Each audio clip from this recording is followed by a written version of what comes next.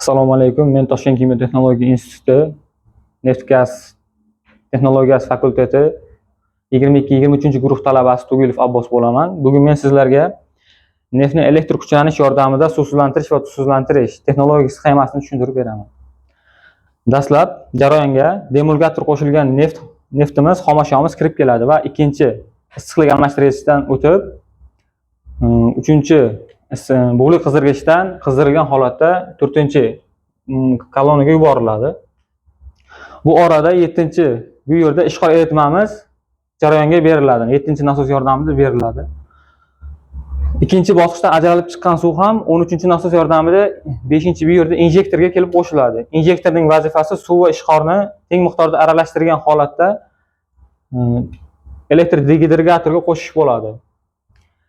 Bu yerda ishqorning vazifasi vodorod sulfitni neytrallash, suvning vazifasi esa tuzni eritish vazifasini bajaradi.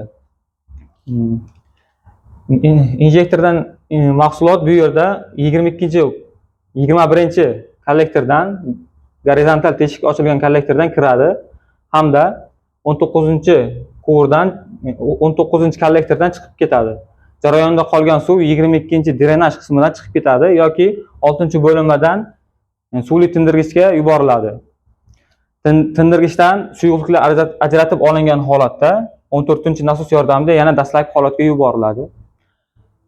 Bu orada birinchi jarayondan ajralib chiqqan mahsulot, bosim ostida ajralib chiqqan mahsulot ikkinchi bosqichga yuboriladi.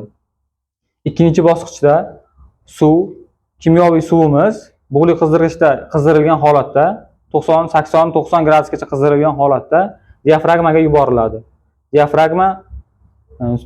Diafragmada tozalangan suv tozalangan mahsulotimiz ikkinchi bo'linmaga o'tadi.